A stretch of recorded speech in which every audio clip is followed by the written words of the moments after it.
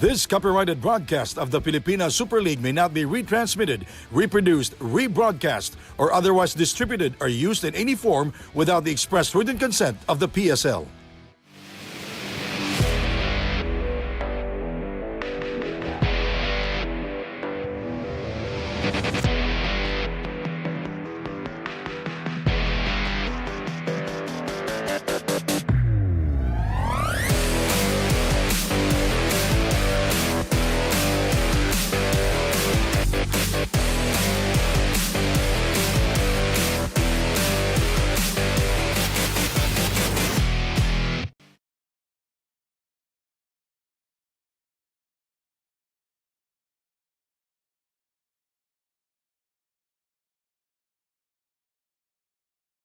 Their previous games, Jacob Galicia and King Destacamento have taken flight in better roles on a new team. Meanwhile, Cyrus Tabi and Nemesis De La Cruz have had brilliant games for the Jewelers. Let's see who will ring the Lunar New Year with a victory. As we take a look at the games for today, we've got the first game on hand, Aguilas versus the Jewelers. Up next after that will be the Wildcats going up against the Reapers, and our main game for today, it will be the Stallions going up against the Beast. Joel Parcon bringing the action alongside my partner, Coach Noy Africa. Coach, good afternoon to you. A good slate of games we have for today. Yeah, that's right. But of course, we're going to start off with these two teams, hoping to start the Lunar New Year the way they ended it. Both teams coming off wins. And as you can see here in the standings, the Jewelers are actually quite surprising performance here so far in the PSL. Currently in the middle of the pack at 4-2, tied with the Reapers, while the Aguilas still trying to find their groove, but I feel like they're getting better as the tournament is progressing, currently at 2-5. Speaking of the Aguilas, in their previous game, they came off a win against come from behind win against the Wildcats. In a very high-scoring game at that, both teams reaching the 120 mark. A 127-120 victory for the Aguilas. Aguilas able to out-rebound the Wildcats 53-47, and very surprising how they just dominated the paint, especially in the points in the paint, getting to score 76 points inside. King Destacamento with a double-double in that ball game, 22 points, 15 rebounds, ably supported by Jacob Galicia, who has been stellar in his stint with the Aguilas. And of course, Jacob Galicia is fast becoming a very potent force for them on the offensive end of things. Meanwhile, on the other side, we've got the Jewelers. They also, as you mentioned at the top of our coverage, coming off of a win against Pure Blends. That's right, and picking up that 4-point victory, shooting very well from the field, 54% anytime you shoot and make half of your shots. That's always a good thing. They were able to out-rebound the Pure Blends 47-31, and also second chance points, getting 15 against just 8 for the Pure Blend. Richard Albo waxed hot early in that ball game, and that was enough for them to stave off itong Pure Blend, Similan Black Fox, and also Cyrus Tabi and Nemesis De La Cruz showing up for that game here in Marikina Sports Center. As we take a look at our marquee matchup for the Aguilas, it will be Saddam on the media, and on the other side, it is Cyrus Tabi. And for any team, of course, you'd want to have your point guard who will restore order to your offense. And so far, Saddam Ondivilla has been flourishing in that role for the Aguilas, currently averaging close to 11 points, 3.5 rebounds, and close to 7 assists. While Cyrus Tabi, no need to talk about him because his game has really been the way that he has introduced himself to the league, averaging 15 points, 7 rebounds, and close to 7 assists. He is, I think, one of the barometers of the standards of excellence in the point guard position here at the PSL. And now to get you some more information, let's turn you over to the third member of our panel, Andrea Veloso. Andrea, what do you have? Hi, Joel and Coach Noy. What's a better way to celebrate this holiday than by watching exciting basketball games? And for the Pilipinas Navy Aguilas, resilience is what they've learned from their previous games against the Chichi Albayanos. At yun din daw ang gusto nilang ipakita, hindi lang sa laro na to, kundi sa mga susunod pa nilang laro dito sa PSL. Another good news for this team, Ondivilla is back, but it's not on his usual 100% dahil kagagaling nga lang niya sa sakit. Meanwhile, for the Ver Diamonds, this game will be a test kung nasa na ba talaga sila as a team, especially in terms of chemistry and gelling. Dahil after this game na, they will face the top teams here in this season. When we come back, it's gonna be the Aguilas versus Ver Diamonds. This is PSL President's Cup dito, Pinoy ang bida.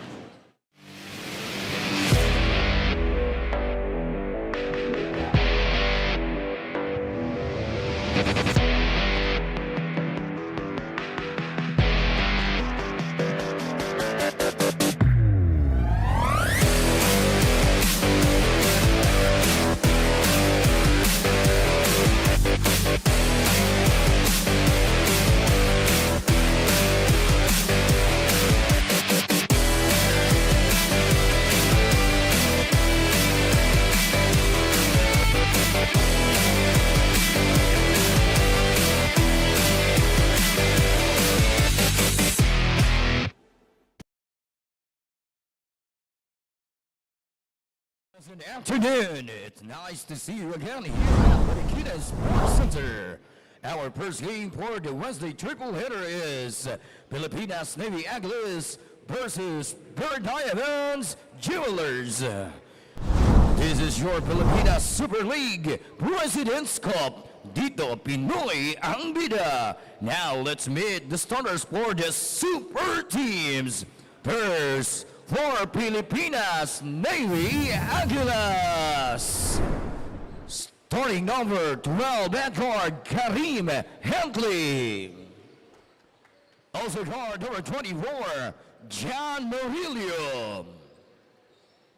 Starting center number 34, King Des Tacamento. Playing forward number 13, Brian Hilario. And also forward number 19, Edgar Soliano. Head coach, Winston Sergio. Assistant coaches, Aaron Aray, Ed Aronce, Joseph Beza, Jeric Galiza. Manager, Jeff Paras, and team owner, Attorney De La Paz. Now for your Diamond Jewelers. Starting guard number 15, Cyrus Tabby. Also guard number 9, Terence Jan Failona. At center number 4, Carl Angelo Peñano. Forward number 14, Richard Albo. And last forward number 27, Joshua Roque. Head coaches, Eric C. Assistant coaches, Joseph Ochada, Clark Arroyo, Gab Esteban. Manager, Jonathan Failona. Team owner, Veronica Ginto and Terence Failona. Our first game referees are our coach, Geraci Pereira. Umpire 1, Geraldo Gabriel. Umpire 2, Arnold Fuente. As we take a look at the starters brought to you by Ball Out Hoops, you've got Kareem Huntley, John Lester Maurilio, King Destacamento, Brian Hilario, and Edgar Soliano for the Pilipinas Navy Aguilas. Para naman dito sa Diamond Jewelers, you've got Cyrus Tabi, Terence Failona, Carl Peñano, Richard Albo, and Joshua Roque. And our referees for this ball game, you've got crew chief Garchi Ferrer, umpire number 1, Jerry Gabriel, and umpire number 2, Arnold Peña Fuerte. First crack at the basket goes to the Jewelers. Tabi goes inside. Peñano attacking 2, but he will be called for steps. Well, that's exactly what was the problem there in that offensive sequence. One player trying to go up against 2 players. And you're going up against Hilario and Destacamento, who plays great defense inside. Miscommunication there. Huntley made the cut but was not expecting the pass from the corner. Albo misses. Rebound goes to the King. Here are the Aguilas. Hilario from up top for 3. Bounces out. Interesting how the Jewelers allowed Hilario to take that open shot. Probably gonna take that gamble very early in the game. Cyrus Tabi, binabantayan siya dito ni Maurilio. Albo once again. 0 for 2 para kay Richard Albo. Nice cut by Destacamento, and he gets the first 2 points of the ball game. It's nice to see Destacamento actually become a main guy for a team. He's a very effective role player for other teams, but right now he is in a spotlight position here with the Aguilas.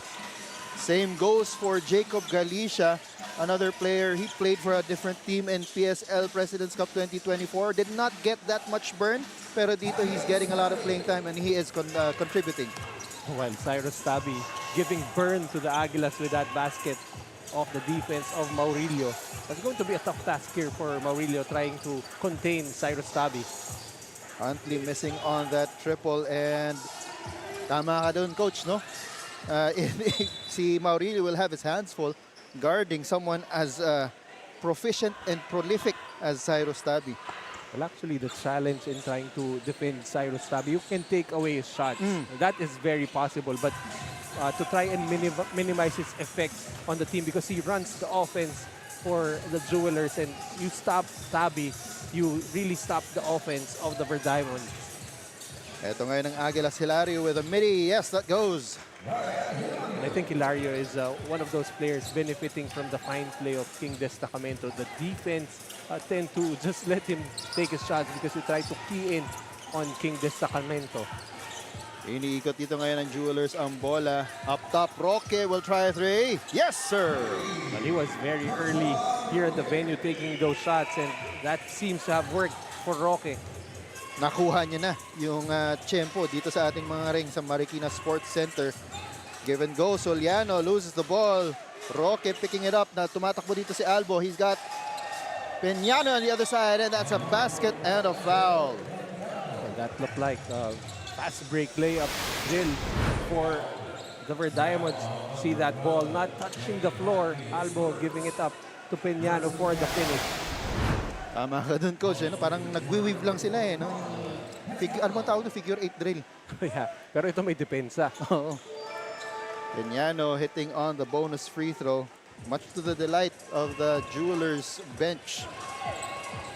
Lamang sila ngayon ng 8-4, 7 minutes and 8 seconds to go in the first quarter. Aguilas lose the ball to the baseline, but they will retain possession. Maurilio triggering the inbound. And if Ondevilla will not be available for this game or will not play 100%, it will be the play of Maurilio, which will be important for the Aguilas. Well, he did play an important role, especially in that game against the Wildcats. He hit one of the crucial triples towards the end.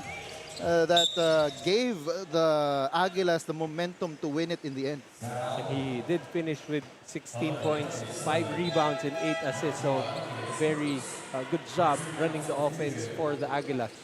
Checking into the game is Ken Miranda for the Aguilas.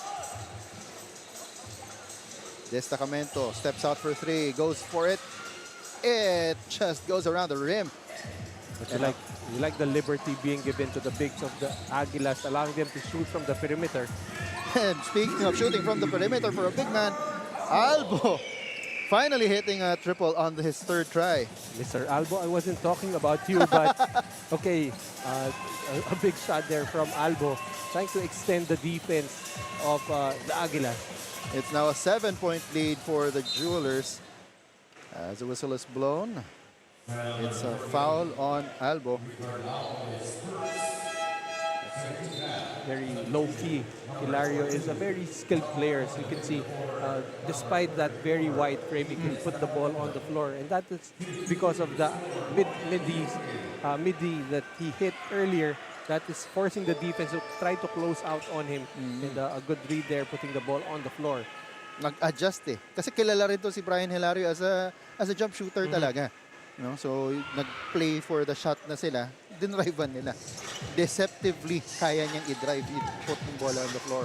That's why it was very important yung early in the game when he took that shot when he was uncontested from the three-point line that just told the Verdiamonds that he will make. And once again, Mr. Albo, I wasn't talking about you. The second three-pointer now. Back-to-back for Albo. Ito na ang ating marquee matchup sa Dam Ondevilla against Cyrus Tabi. Hand off and matatawagan si Cyrus ng foul. These are the kinds of fouls that you wouldn't see Cyrus Tabi committing very early in the game. He's a very heady player, knows how to conserve his fouls especially. Here's Hilario. Naghahanap ng puwang. Matatawagan ng foul. Si Peñano. Nice out, the focal point of the offense so far for the Aguilas very early here in the first. It has been Hilario handling that basketball. And Miranda will trigger the inbound from the baseline. Ondevilla, nakalabas. Tres. Hindi papasok. Galicia, who has entered the ball game, hustling for that ball. Ondevilla is smothered by Peñano. Tabi, over to Roque. Over to the other side, Pailona. Bongles on that layup. But Albo gets the interception. Albo all the way. Albo with 8 early points here for the Jewelers, and they're way ahead right now, 16-5. We've got 5 minutes and 10 seconds to go in the first quarter. We'll be back.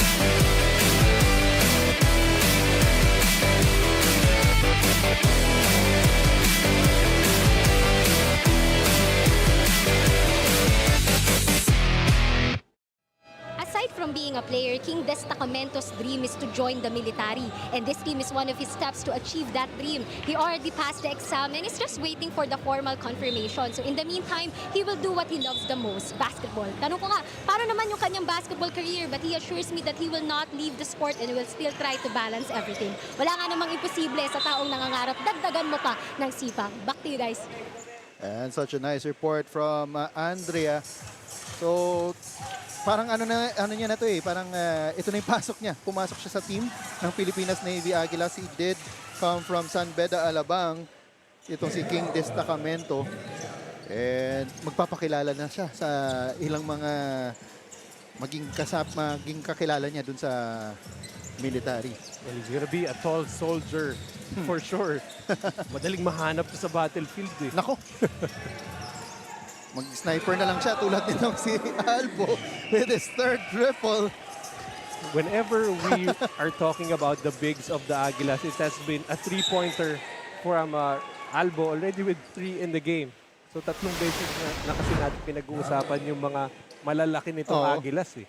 Hindi siya nagpapahuli. That is his third triple, as you mentioned. 11 points already in this game. And he is doing something similar to what he did in their last game here in Marikina. Waxed hot in the first quarter. Let's see if he can, kung matutuloy-tuloy niya yan all throughout this game. Baseline jumper does not go. Tatakbo dito ulit ang Aguilas in the hopes of getting some offense. It is a jump ball between Montevilla and Tabi. Almost the second turnover for Montevilla. Want him to play with a little more control right now. And speaking of control, ayan. Very cool, very calm baseline jumper for Saddam. Let that offense come to you. Great execution on the baseline out-of-bounds play there for the Aguilas. Here are the Jewelers. Roque up top, being harassed. And that is an offensive foul called on Roque. It's a very slight nudge, but the referee very eagle-eyed catching that push. That's referee Arnold Peñafuerte making that call. So Nemesis de la Cruz checks into the ball game. Such a nice name to say, Nemesis. Jacob Galicia has not yet scored. He's up against Richard Albo. Napangiti si Albo, hindi siya nagagalaw ni Jacob Galicia. Galicia with a rebound, but his under-goal stab does not go. Looks toward the referee, asking for a foul. Does not get it. Filona for 3. Off the back iron. Rebound goes to the Aguilas. Pushing it up. Miranda, touch pass, but Destacamento could not get to it, but finally does so. Galicia with the easy basket. Credit half of that basket to the hustle of King Destacamento, not giving up on the play, even if that was a wayward pass already, finding Galicia wide open inside. Here's Tabi getting a screen. Loses the ball, but they will keep possession. Saddam Montevilla on your screens. Still not 100%.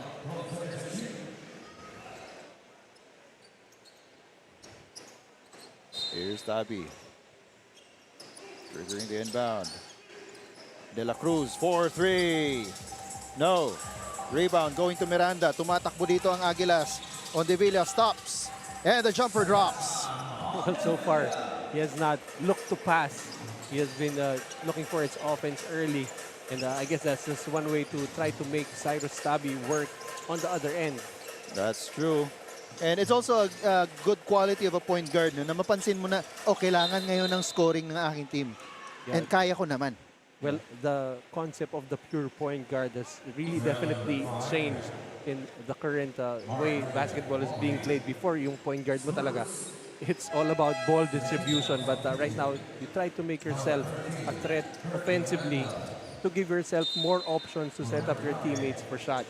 That's true. Kasi kung magfo-focus na yung depensa sa kanya, mas madali niya nang mahanap yung mga kampi niya. As Ryan Reyes gets that basket. increasing that lead back up to 8. Galicia at the post. He's up against Jonas Tibayan. Gives it back to Ondevilla, who's blocked by Tabi. Tabi, nice pass to Reyes. And the easy basket back-to-back for Ryan Reyes. What I like about Cyrus Tabi is always looking for an open teammate. Upon getting the basketball, one dribble, he was already scanning the area, finding an open teammate for the finish.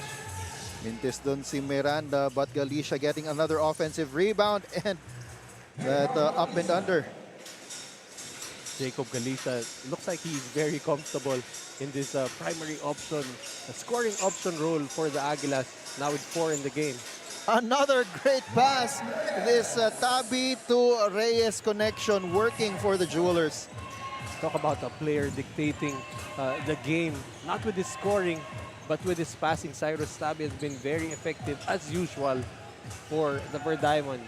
He already has 5 assists. No, check that, 6 assists dito sa ating first quarter. Saddam Ondevilla on the other end, affecting this game with his scoring. Ondevilla with 6 points and gets dropped. As Tabi sinks the triple.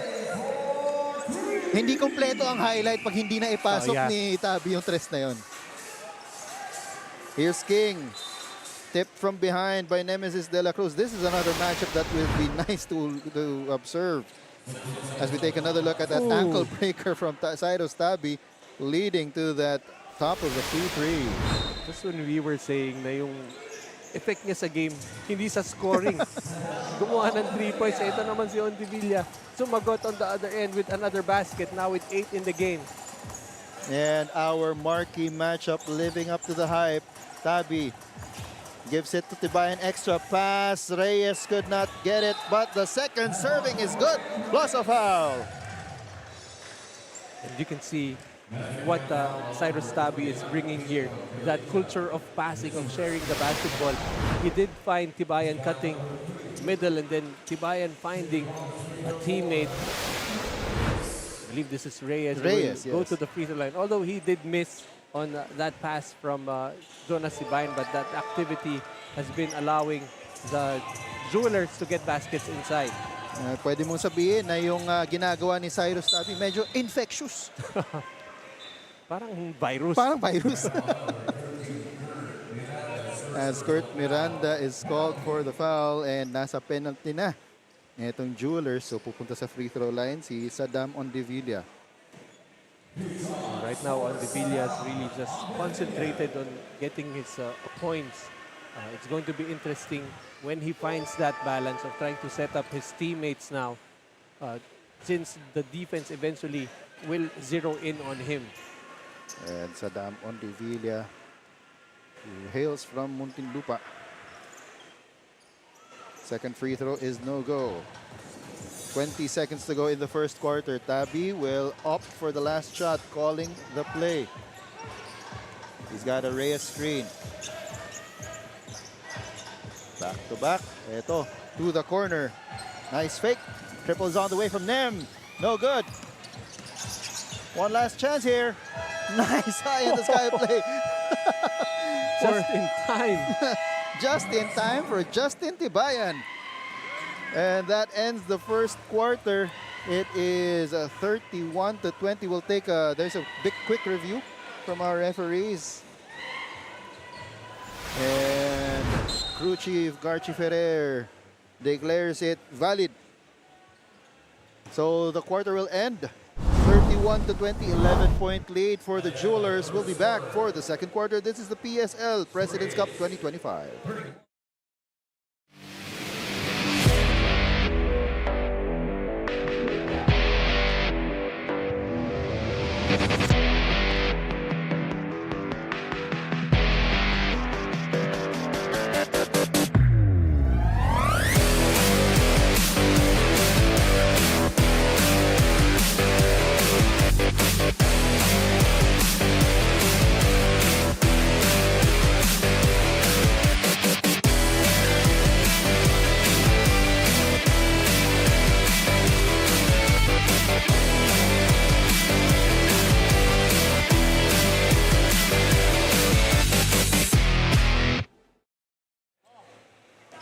As you take a look at Justin Tibayan with that buzzer-beating eye-in-the-sky play. PSL Presidents Cup 2025 in cooperation with Ball Out Sports would like to thank Ball Out Hoops, Daily Fantasy, Dumper Party List, C Prime Business Financing Corporation, JSR Construction, and supported by Calus PH Sportswear, MDC Sports Incorporated, Eurotel, Sogo, with our broadcast partners Blast TV and Tap Sports.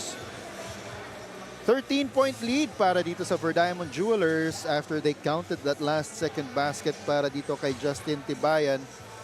Coach, ano yung naging kwento natin nung first quarter natin? Well, so far, the defense of the Aguilas has been quite lacking.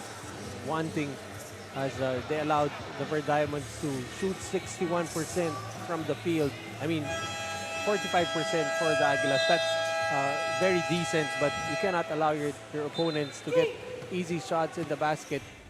But again, it's not only about the defense, so it has just been, the willingness of the Jewelers to share the basketball, especially with Cyrus Tabi, who already has 6 assists in the game. And it all starts from the point guard. Pero at the start of the second quarter, papalitan muna si Tabi Nobleza checking into the game. He will run the point for the Jewelers. Tibayan wanted to get it to De La Cruz on the corner. Nobleza for 3. No. Destacamento almost tipped it into the basket for the Jewelers, but he gets another rebound. Tumatakbo dito si King. King, sayang. Pinasa niya pa after the whistle. That's a facet of the game of King Destacamento that is quite underrated. The ability to put the ball on the floor, and that's what you see a lot nowadays. Big men on the rebound, allowed to bring the ball down and try to initiate the offense. Try to see if they can get some mismatches. Here's Galicia back to his front court mate. Galicia, banggaan with Tibayan, foul, and the basket. Jacob Galicia getting his 8th point. Impressive right there for Galicia. Imagine trying to bump into Tibayan, still with enough body control to be able to finish. And he has a bonus free throw here para mas lumapit itong Aguilas. But he misses. Very important here for the Jewelers. How do they perform in the non-Cyrus Tabi minutes?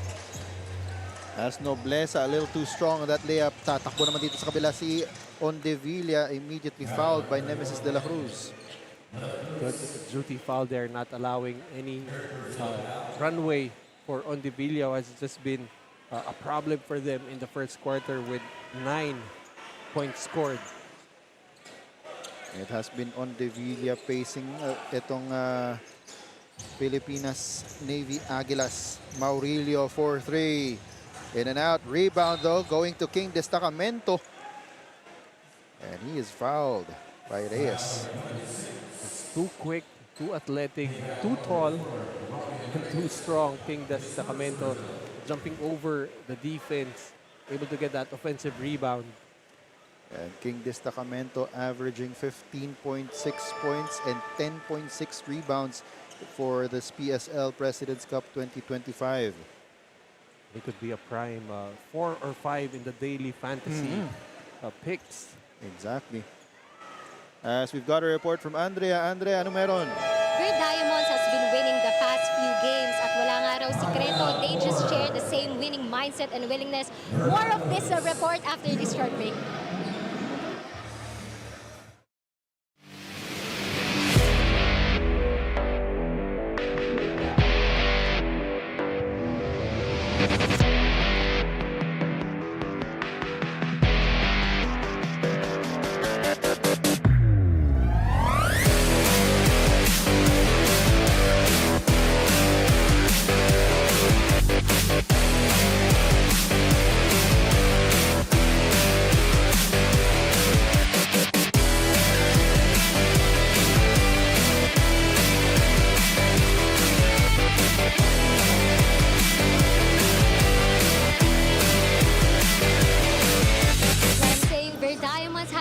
winning the past few games at wala nga raw sikreto. They just share the same winning mindset and willingness. Dagdag pa nga ni Jonas Tibayan, they really have to win today dahil hindi pa nga tapos ang kanilang paghihirap. They will face the PSL top teams next game. Nakaka-nervyos man, but he's also excited for that journey as it will test not only the team's chemistry but also his leadership alongside his veteran teammate Cyrus Tabi, who Jonas mentioned has been a big help to him leading this team. Back to you guys.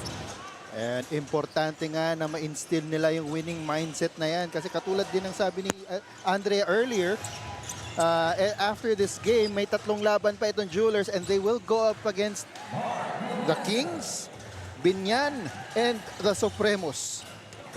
Napakabigat na schedule, and you want this game to be a springboard as you go up against the top teams in our PSL. As Destacamento misses on that elbow jumper, rebound going to Nemesis De La Cruz. Tumatakbo si De La Cruz, nagmamadali. Attacks the defense. He had options on either side but wanted to get option number 1. Well, Nemesis De La Cruz has been quite the scorer, averaging about 12 points per game for the Ver Diamonds, and he is one of those weapons that they have to rely on, especially when Cyrus Tabi has to sit on the bench because no one's really going to be setting up that offense. Eventually, you're just gonna have to go ISO, and Nem De La Cruz is easily one of their better scorers. And another foul is called on that drive by Nemesis De La Cruz. It will be on Kareem Huntley, who has checked back into this ball game. Score is 35-24, 8 minutes and 22 seconds to go here in the second quarter. Medyo bumagal ng kaunti ang pace natin dito sa ating second quarter. From the corner, Miranda off. Rebound going to Maurilio. Itong Jewelers from a high of 60% earlier. Nasa 48 na lang ngayon. Samantalang itong Aguilas naman, they have stayed steady at the mid-40s. Tabi to Albo. Ikot ng bola para dito sa Jewelers. Screen given by Guevara. Tabi attacking, kicks it out to the corner. De La Cruz with a triple. That's a classic case of knowing your personnel. Cyrus Tabi able to find Nemesis De La Cruz spotting up. Oh, Hilario, ball is tipped from behind by Albo. De La Cruz to Alcober, sidestep into the layup. Right now, the Aguilas should not allow the Jewelers to get out in transition. They're getting a lot of easy baskets. Already 9 fast break points for the Jewelers. As Sarsonas hits on that 3, his first 3 points of this ball game. And the first 3 also for the Aguilas after missing their first 10 attempts. Angelo Sarsonas, in the games that they have won, he actually averages double figures, 10 points to go with 7 rebounds. Meantime, in the games that they've lost, 3.6 lang. So, importante ang offensive contribution ni Angelo Sarsonas. So you're saying if you're the Aguilas, just give him his 10 points and they're probably gonna win?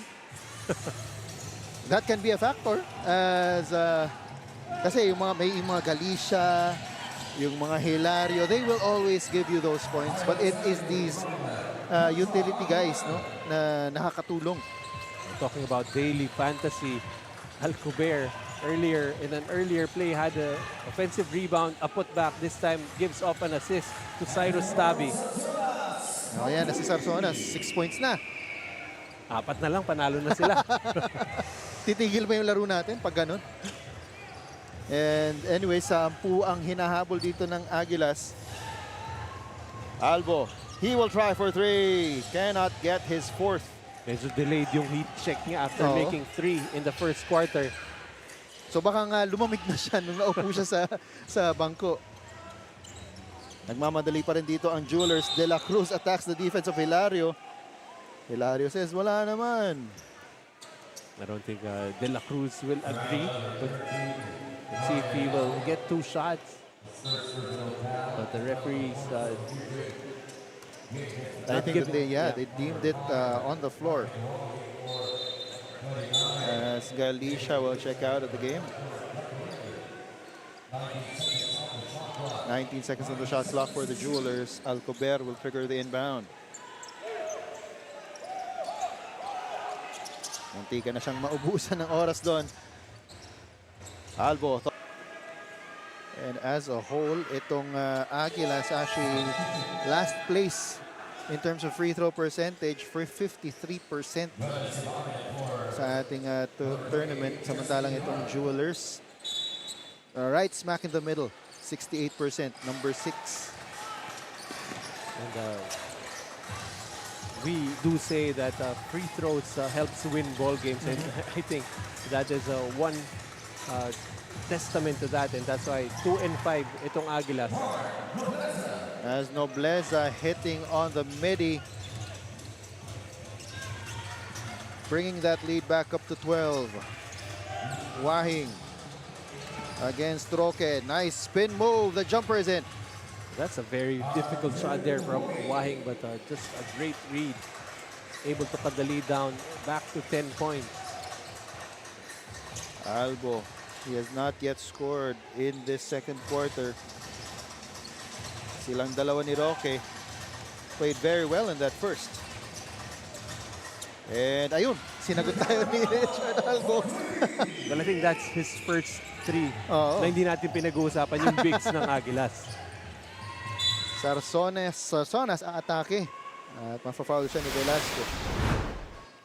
Let's take another look at that triple from Richard Albo, the stretch big of the Jewelers. That time it's Joshua Roque setting him up. As I've been saying, just the way the Verde Diamonds have been getting good shots, just because they keep on sharing the basketball. Sharing is caring, kumbaga. As Sarsonas, 2 for 2 from the line this time. 1 minute and 17 to go here in the first half. Timeout is called on the floor. We'll be back.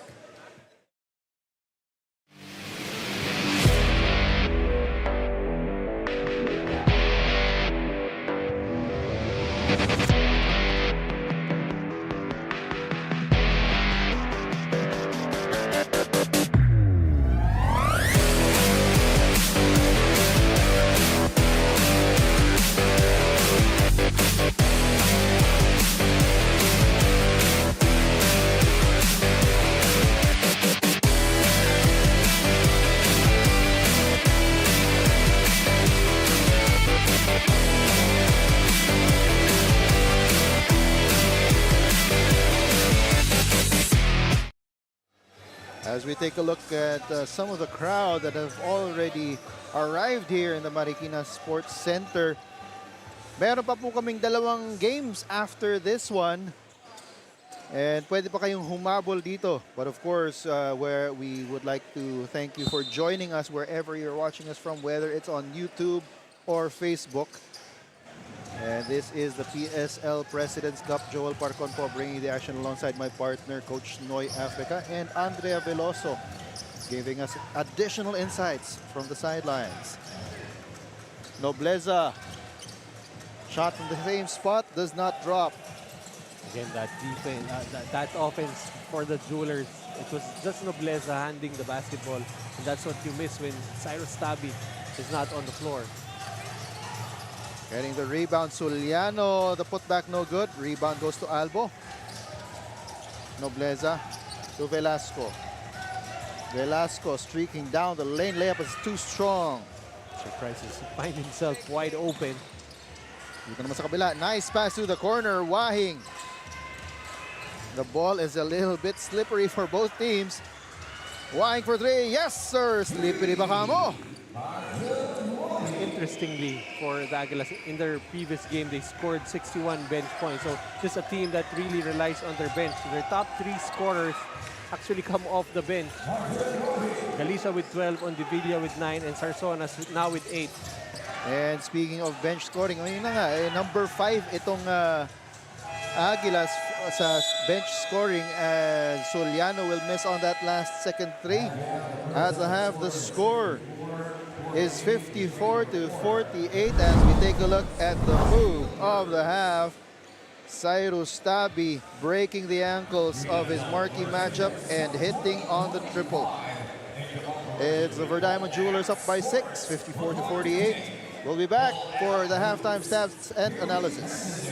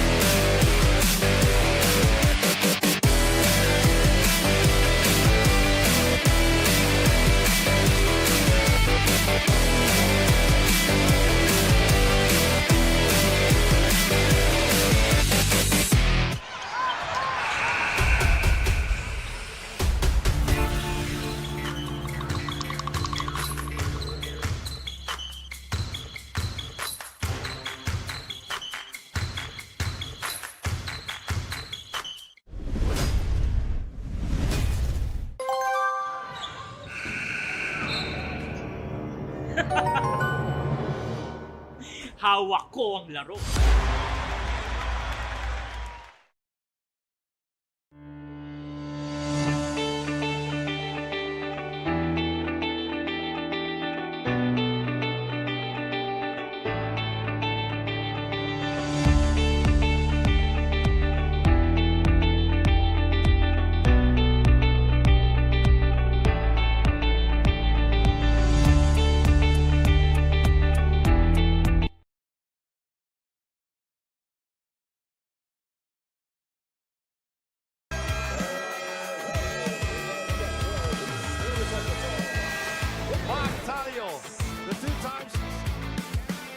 Making it on 7th. Whoops. Oh! Oh! Nice play there by the Reapers. Sliding into number 6. Huawei. Escocio up. No! Nagmamadali ang Jewelers. Velasco, he has the ball. Gives it to De La Cruz. Yes! Oh my! The sequence of events. Pure Blends had a good chance to put that ball in. But they couldn't. And again, the slow basketball of Pure Blend did not result in any points. But the fast basketball naman of the Jewelers gets them the lead with 3.5 seconds. Through at number 5. Valentino, he gets the step and the finish. Wow! What a beautiful finish. Mr. Taking strong Valentino. goal. Oh my goodness, I thought you were all jump shots back. Cracking into the top 4. Robin.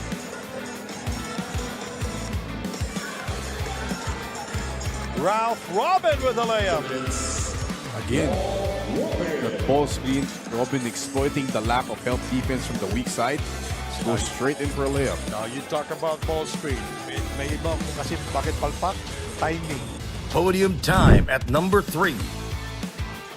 Peralta forcing his another dunk by Guevara, showing no respect for human life. Mr. Guevara, what did you eat today? He's feeling bouncy. Wow. At number 2. Here is Kenny Rogers. Oh, what a move by Kenny Rogers through a curva. Kinuha sa reverse partner kasi nakasangit sila lang sa diretso eh. Kenny Rogers through a curva is signing here in the second period with Mike Maistre Jason Ballesteros, JJ Pino, and Poy Poy Aktob for the Beasts of Binyan. And the top play of the week. 9 points already. Inside play, nice dunk! Taking a foul to boot. Givana with a slam dunk. See the thing, before the mean run. Dumped out by Piñano. Para and face on Zaka. That's a wrap for our top 10 plays of the week. Stay tuned for more basketball brilliance. And until next time, keep the hoop spirit alive.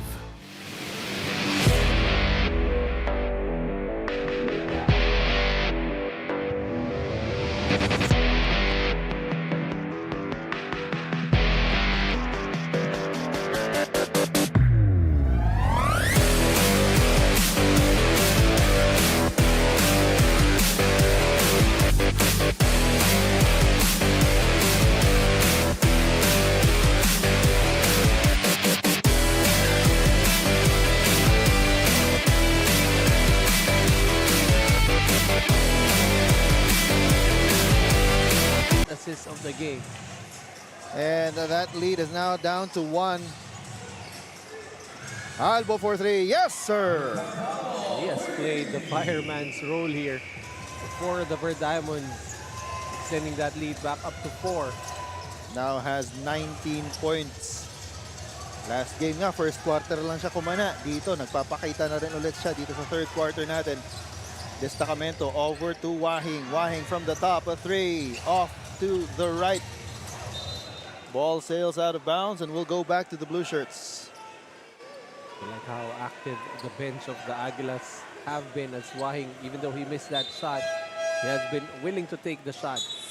And we've got a report from Andrea. Andrea, what do you have? Coach Winston is frustrated with their first half performance, but as he said, there's no point dwelling on it now. Instead, he hopes his players will improve their communication and defense and refocus. One key detail he emphasized was their attitude. Hindi na nga raw sila mga baguhan. They're no longer rookies, so it's time to contribute even in the smallest ways. Despite the challenges, the team remains hopeful and determined, and it's showing as the game gets closer. Back to you guys. And it will be important for them to show composure dito sa ating ball game.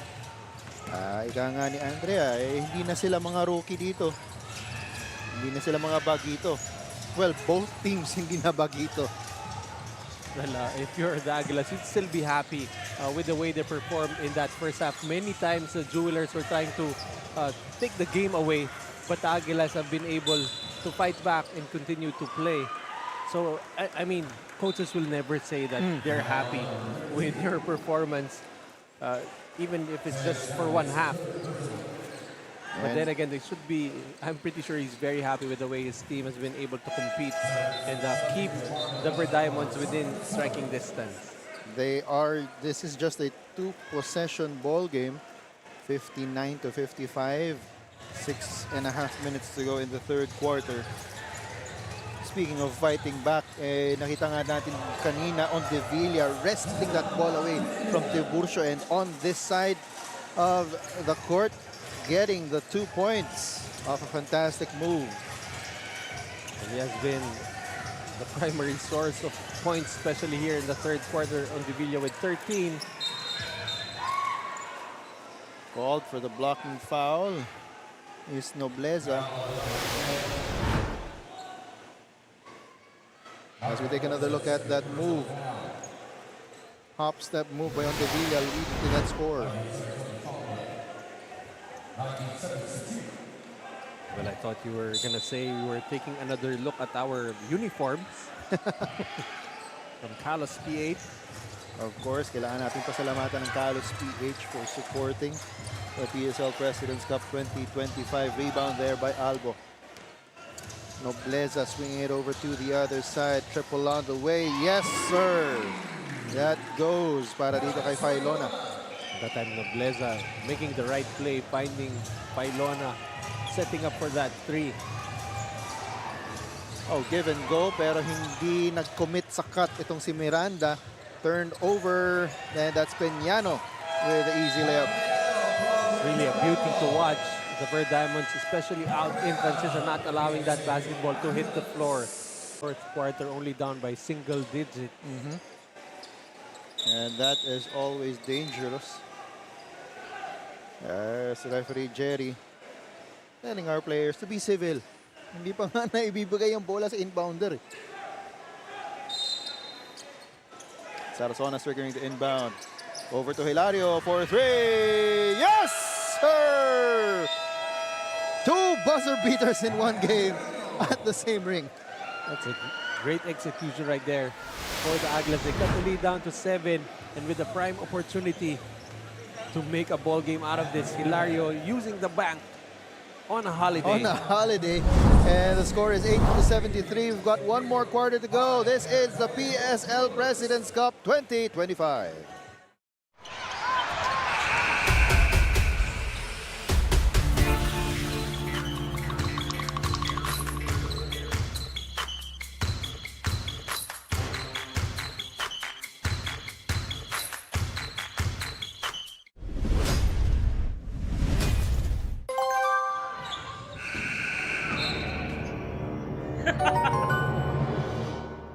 Hawak ko ang laro.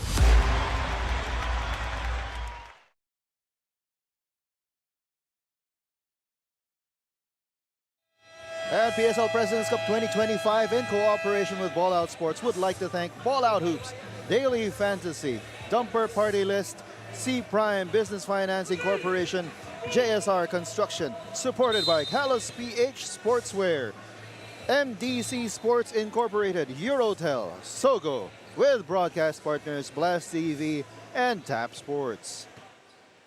And Joel Parcon pa rin po, bringing the action alongside my partner, Coach Noy Africa, para dito sa ating laban ng Verd Diamond Jewelers at Pilipinas Navy Aguilas. The score is 80-73 as we start the fourth quarter. This is turning out to be an exciting ball game, Coach. That's right, and parang it's the same script. Itong Aguilas, they've been trying to hang around. Right now, they're down by 10 on that 3 by De La Cruz, but exactly what's happening for the Jewelers, just timely hits, able to stymie any kind of momentum being built by the Aguilas. As Hilario will be fouled, it will be deemed a foul on the floor. And like what you said, no, the Aguilas try to keep plugging away, and the Jewelers just doing enough to keep them at arm's length. Right now, it seems to be the same script for the first 3 quarters. They're gonna need something dramatic to change the script. As on De Villa with a Scud missile from the perimeter, Nemesis De La Cruz answers right back. Scud missile, and you go Nemesis on the next play. Saddam, he's up against Tabi. Ito ang ating marquee matchup. And on De Villa, able to get a foul. Show of sportsmanship from Cyrus Tabi. Immediately going to On De Villa and helping him up. Like the competition between these 2 players. It's the second time that we have Cyrus Tabi standing up and On De Villa on the floor. But this time, Tabi picks up On De Villa. Instead of shooting the 3. Yeah. On De Villa with 16 points so far. Well, you were saying earlier that he's not 100%. Hindi yun kaya siya naka-long sleeves. Dahil usually yung mga, di ba, yung may sakit, naglo-long sleeves. Naglo-long sleeves. He really plays this way. He really plays with those sleeves on. Yan talaga yung style niya. Pero isipin mo, hindi pa siya 100% yan. According yung sa report ni Andrea, may 16 points na siya at 3 rebounds. Imagine kung 100% siya. Oh. And whistle is blown. Foul away from the ball. Cyrus Tabi on the other hand. 7 points lang, but 3 rebounds and 10 assists. So he is, as we have been saying all throughout this ball game, affecting this ball game in other ways. Again, he has 7 points. And he's only attempted 5 times from the field. And he is handling the ball pretty much for the majority of the possession whenever he's on the floor. As the timeout is called on the floor, we'll be back. The score is 86-77.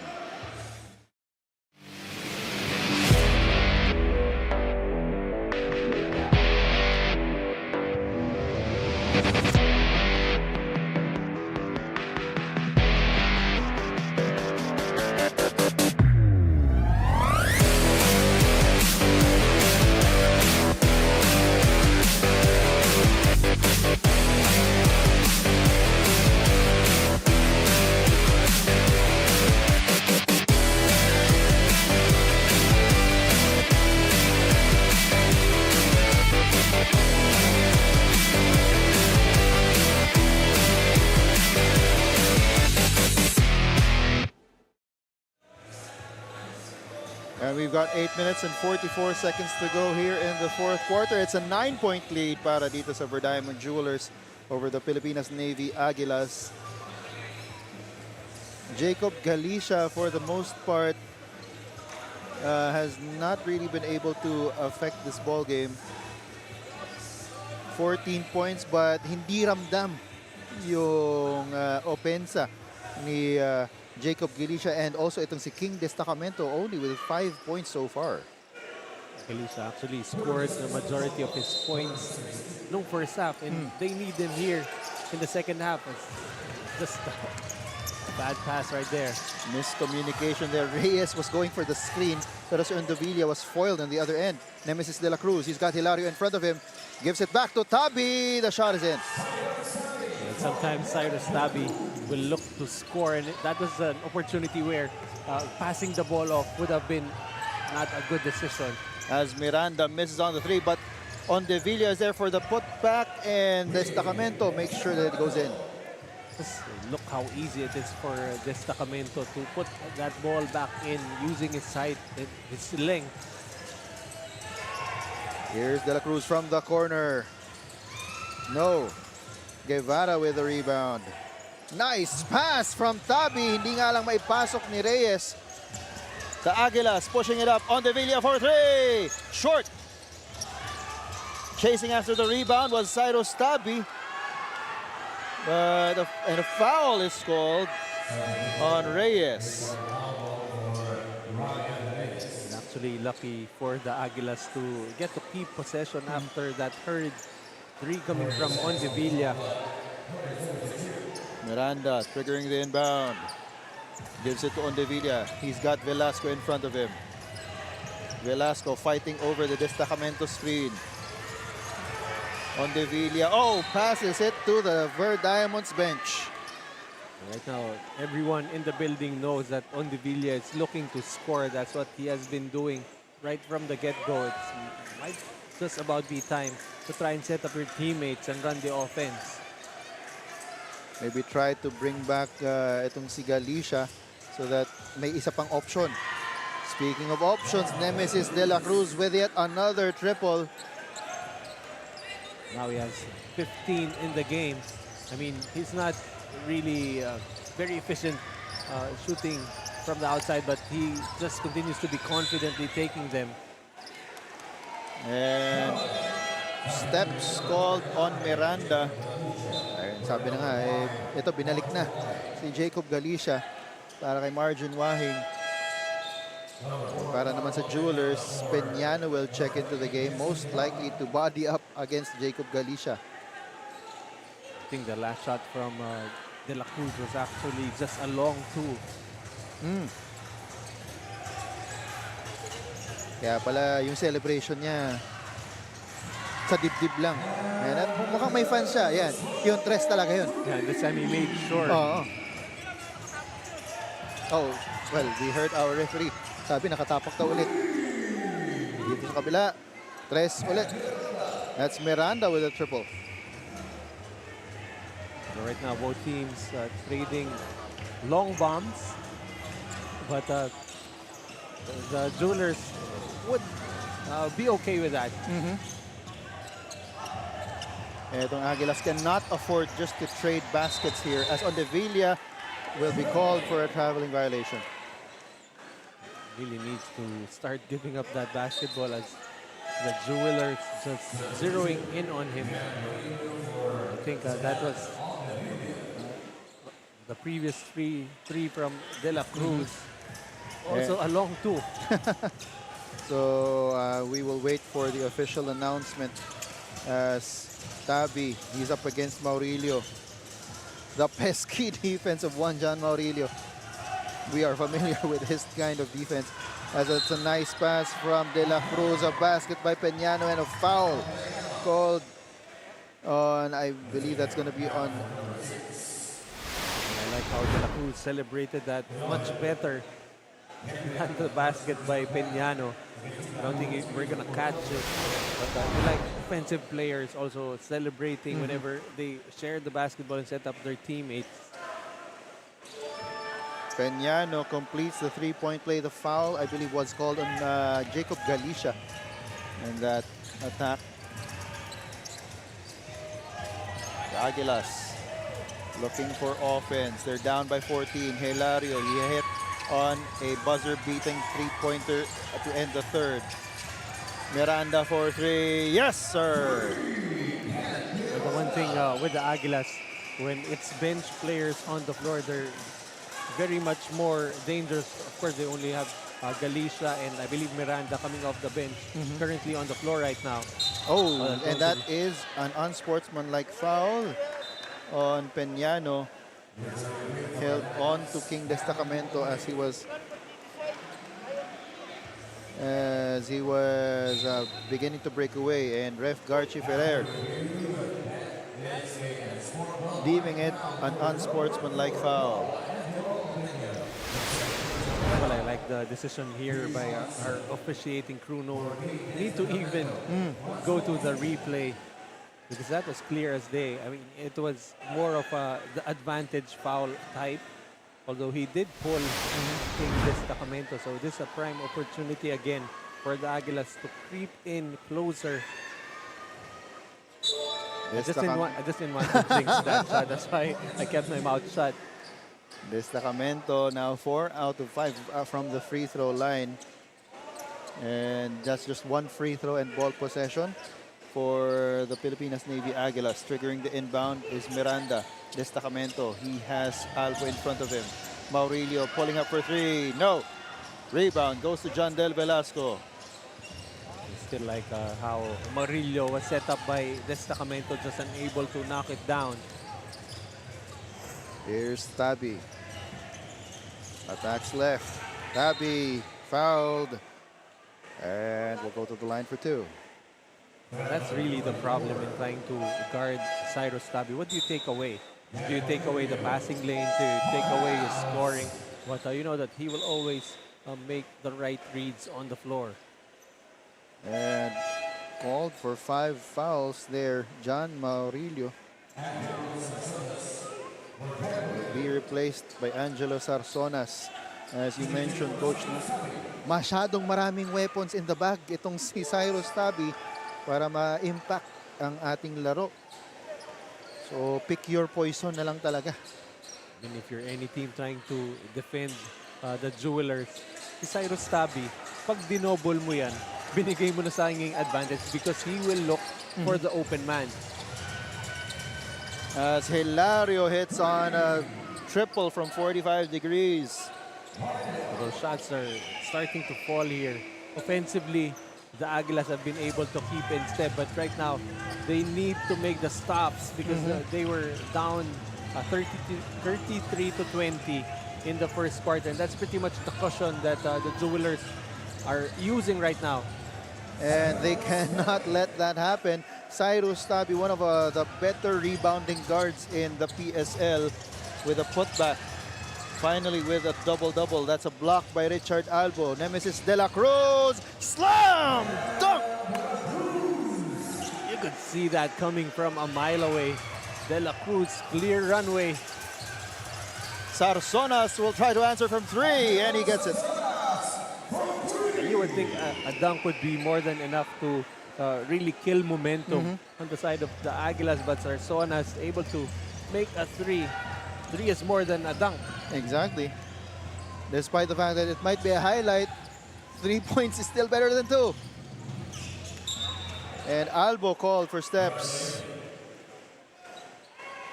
The lead is still at 9. Hindi lang talaga malagpasan nitong Aguilas yung 9-8 point na barrier.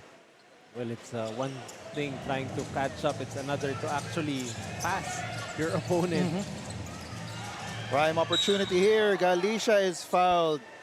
And that's Albo asking for a challenge. Napaupo na lang siya. Because the coaches wouldn't ask for that challenge. Contact downstairs.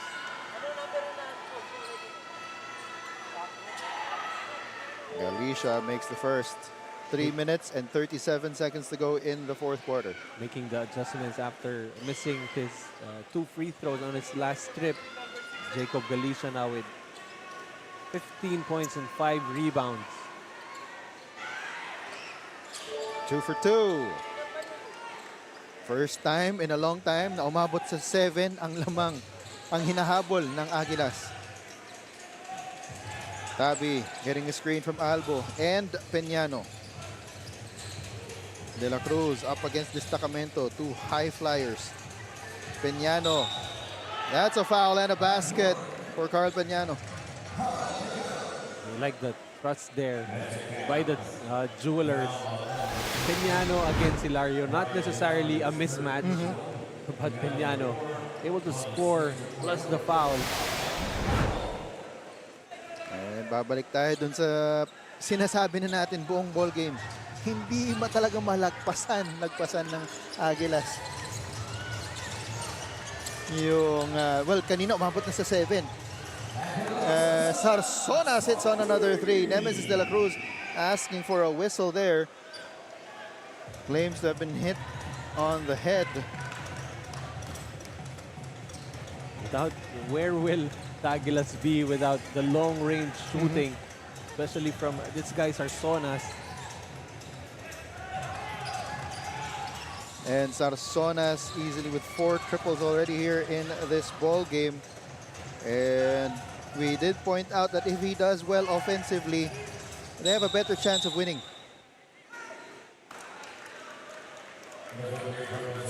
That's an offensive foul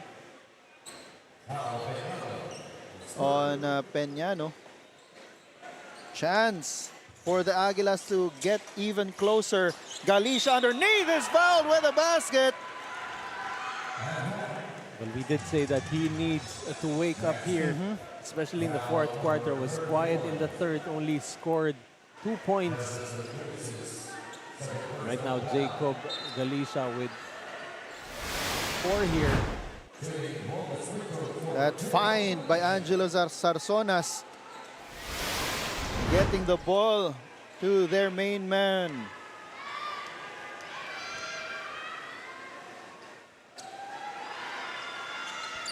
Too strong on the free throw was Jacob Galicia. 2.5 minutes to go here in the fourth quarter. The lead is 4 points. Tabi, he's up against Sarsonas. Albo for 3. Yes, sir! When you have Cyrus Tabi running your offense, you're going to trust that he's going to make the right pass, and Albo with another 3. Sarsonas, his layup was off. Nemesis De La Cruz is up ahead, and he is fouled. Really had bad intentions. I thought he was going to throw down a tomahawk cleaner than the first one. Look at the way he just cocked that ball back. Larry was there to give a duty foul as a timeout is called on the floor. Less than 2 minutes to go in the fourth quarter. We'll be back.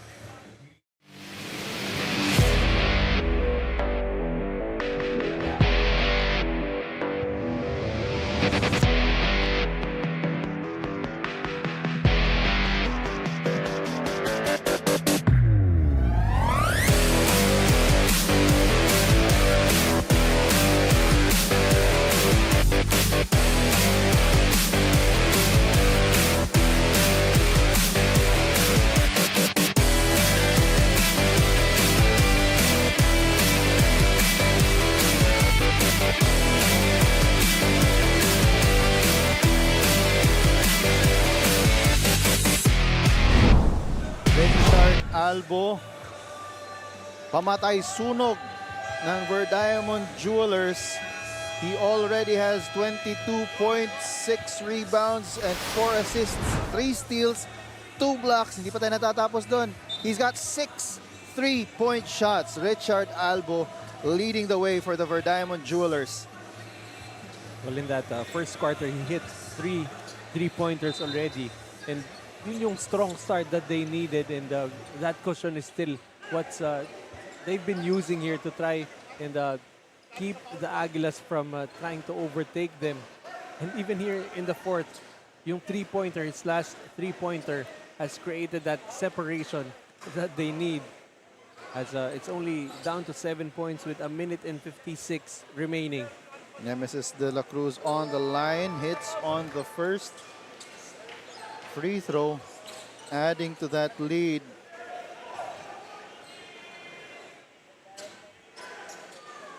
And he's 2 for 2. Pinasok na rin dito, binalik si Josh Alcober para sa Jewelers to body up against Jacob Galicia. Alam nilang pupunta ang Agila sa kanya. So talagang pinasok na siya dyan. Destacamento gets the loose ball. The layup is up and in. And again, the Aguilas just don't know when to quit. 7 points, 1 minute and 30. Still a long time. At binalik na rin ng Aguilas dito si Saddam. Show by Galicia, but he will be called for the foul. Interesting decision also for the Aguilas to bring Sarsonas back to the bench. He has been very successful, especially with his long-range bombing. And Galicia continuing to discuss with referee Jerry. And Hilario wisely telling him to stop talking because they're still pretty much in the game. Cyrus Tabi already with a double-double with 14 points, 11 assists, and 5 rebounds. Like what we said, he is one of the better rebounding point guards here in the tournament. Ang problema doon, I mean, that is a very impressive stat line. But for Cyrus Tabi, parang just another day at the office for him.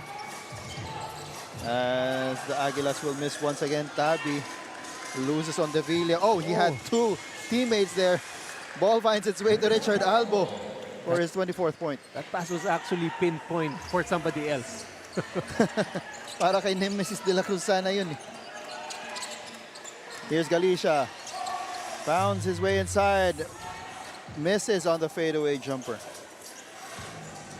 it looks like the Aguilas will run out of gas. And again, a very exciting and not necessarily exciting, but a very competitive, interesting game that we had here.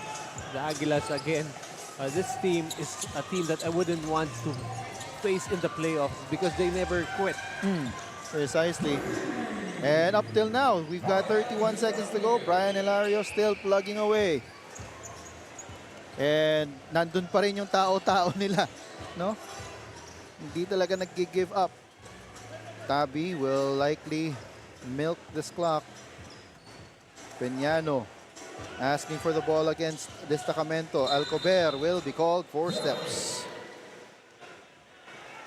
Well, yung script natin right from the first quarter, it pretty much held until the end. It was just the Verdiamonds with a strong start. The Aguilas trying to keep in step, trying to pinipilit nilang humabol. Pero pag nakakalapit sila, there's always a big basket that will stop their momentum. And that triple mula dito kay Hilario rattles out.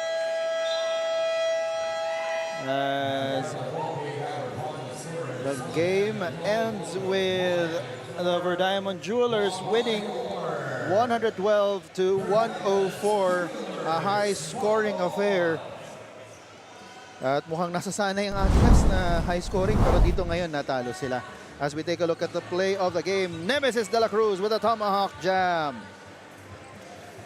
And aside from Richard Albo, it was also Nemesis de la Cruz who formed that dynamic duo with Albo. Albo will finish with 24. Nemesis de la Cruz with 21 points.